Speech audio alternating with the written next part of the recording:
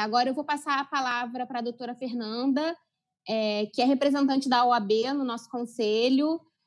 Então, obrigada, fica à vontade, doutora Fernanda. Bom dia a todos. Queria parabenizar a Rafaela não só pelo trabalho dela no programa, mas também pela competência com que ela está mediando esse evento. Queria cumprimentar a todos, não apenas aqueles que eu ocasionalmente, de vez em quando, encontro nas sessões do Conselho, mas também a todos que estão aqui presentes, virtualmente presentes, né? Que agora estamos todos quase sempre virtualmente presentes, e cumprimentar e agradecer por estarem aqui participando desse evento. Eu queria começar falando de um ponto que a Rafaela trouxe, que é a necessidade de divulgar a existência do programa, né? Porque, claro, sempre respeitando todas as questões de sigilo, vinculadas a sigilo, é óbvio que, por sua própria natureza, o programa tem vários pontos que devem permanecer em sigilo, mas a existência em si do programa e a relevância do programa, o Thales mostrou hoje um mapa sombrio, né, sobre a atuação das organizações criminosas no Rio de Janeiro, que dá bem conta do quanto o programa é relevante.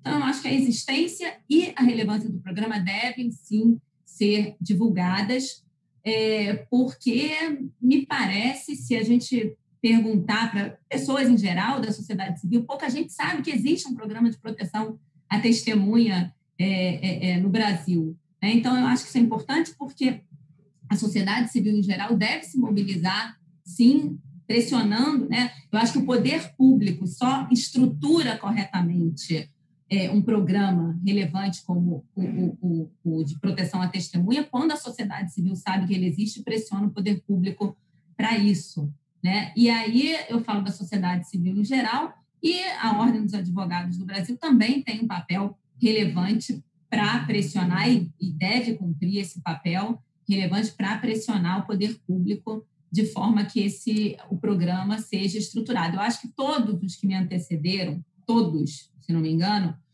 falaram sobre os problemas de verbas do programa, né? Esses hiatos que existem entre o final de um convênio e a assinatura do convênio seguinte. Eu acho que todos aqui falaram sobre esse tema. Recentemente, a gente teve uma situação assim, lembrou-se aqui já sobre, inclusive, campanhas que foram feitas. Veja, quer dizer, a falta de estrutura é tamanha que foi necessária a realização de campanhas dentro de instituições diversas. Aí eu queria lembrar, a OAB, eu nem sei se houve algum resultado na campanha que foi feita, divulgada pelo presidente da OAB.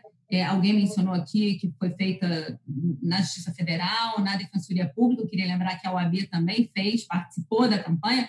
E aí eu vejo que a Márcia Diniz, que é conselheira da OAB, porque eu represento a OAB no conselho, na qualidade de advogada, mas não sou conselheira da OAB atualmente. Então, Márcia, eu já digo, eu não sei se houve resultado dentro da OAB, eu sei que o presidente da OAB fez essa campanha em conselho, e se não tiver tido resultado, você puxa a orelha dos conselheiros que não fizeram essas contribuições. Mas, enfim, eu espero que isso seja cada vez menos necessário, então que eu nem tenha que falar com você para pedir para puxar a orelha de ninguém outra vez, porque é preciso estruturar, é preciso que o poder público estruture. E aí, volto a dizer, eu acho que a pressão da sociedade civil que que veja o programa como relevante é fundamental, a pressão da OAB e da sociedade civil. E é fundamental porque é essencial a boa administração da justiça, né? A gente sabe que a testemunha tem um papel relevantíssimo dentro da produção de prova no processo, e se realmente essa testemunha não tem condições de prestar depoimento de forma livre de qualquer tipo de coação, e o dano para a administração da justiça é enorme, e isso mostra realmente o quanto o programa é relevante, né? Muito bem.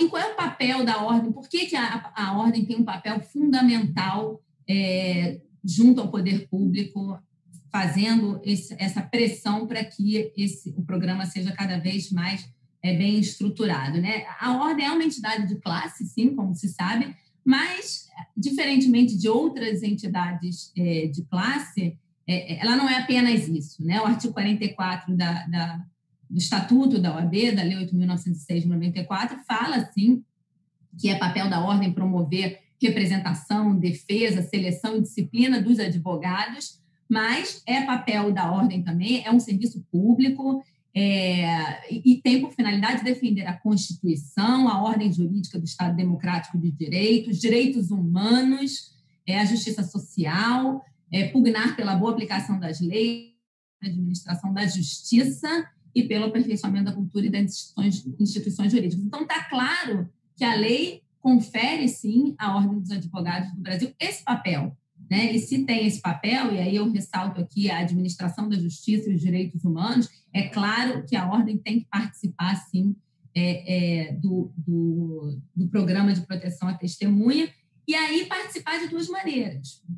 E aí eu ressalto já o que eu vinha falando até agora, quer dizer, esse papel macro, né, de estruturação do programa, e também sobre o aspecto micro. E aí vem a necessidade da ordem designar um representante para atuar no conselho, para participar dos debates acerca da inclusão, da exclusão dos candidatos no programa. Por quê? Porque os advogados, isso também está na lei da OAB, eles são indispensáveis à administração da justiça, prestam serviço público e exercem função social. E mais, o advogado, exatamente pelo munus que ele desempenha, ele conhece o processo, né? Ele sabe como que a administração da justiça deve ser prestada de forma correta. Então, exatamente por dispor desse conhecimento,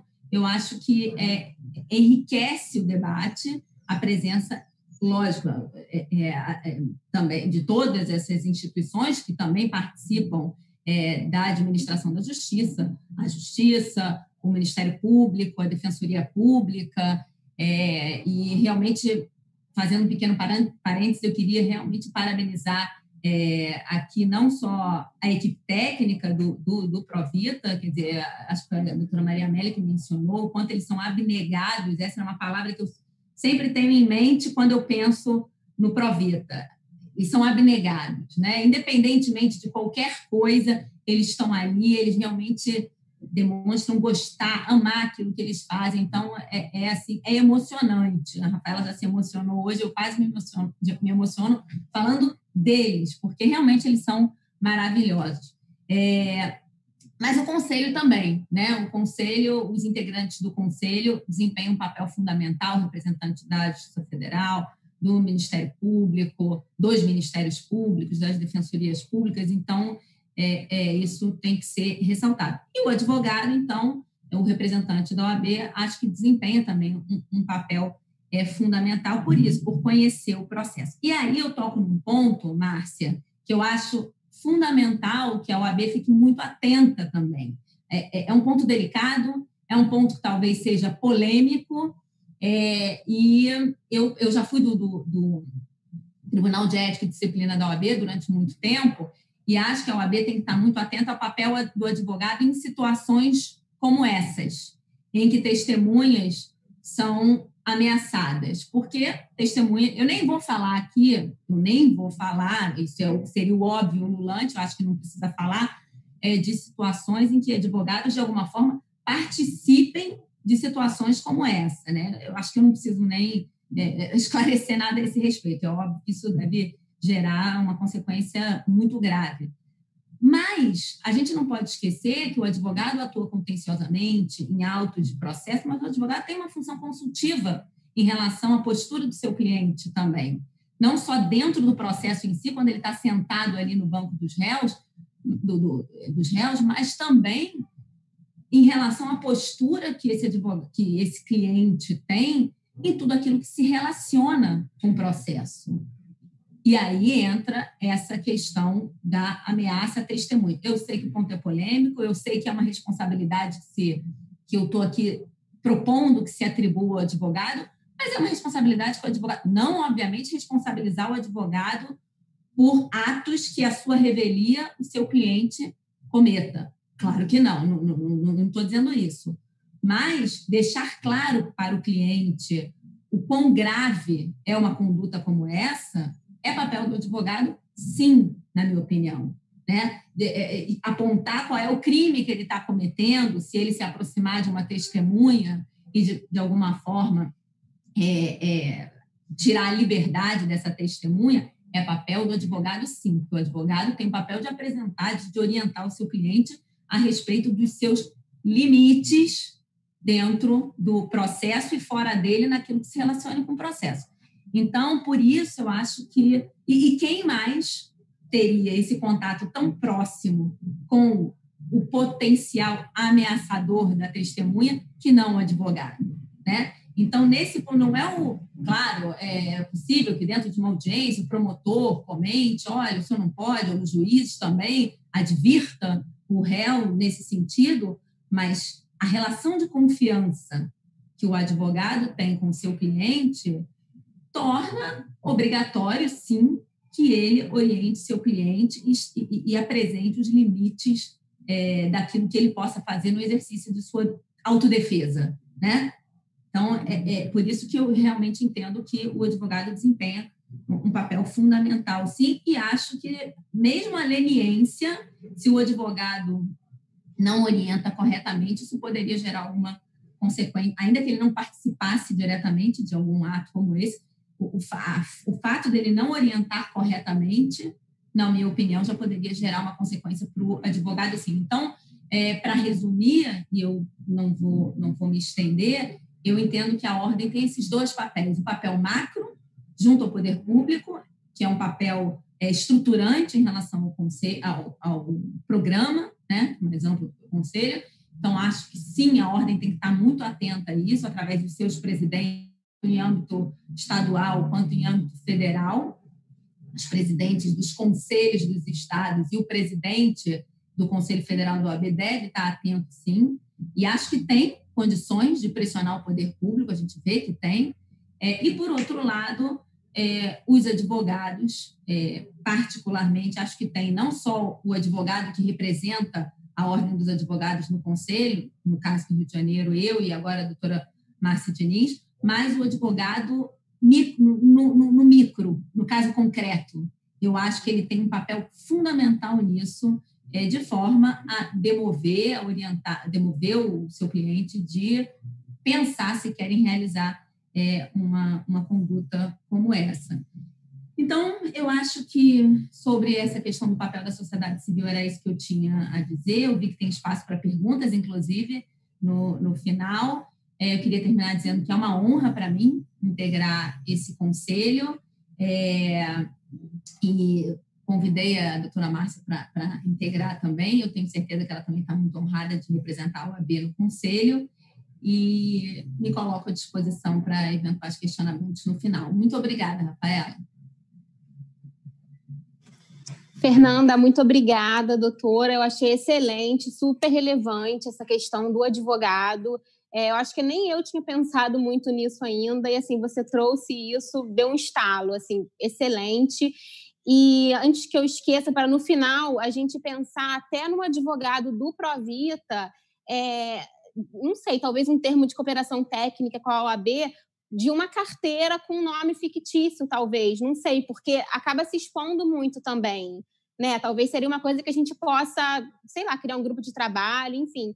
E em relação à divulgação do programa, eu estava pensando aqui enquanto você falava, a doutora Roberta trouxe, você também falou, pensa assim, um MP de uma vara única numa comarca, sei lá, bem distante, numa cidadezinha de 13 mil habitantes, por exemplo.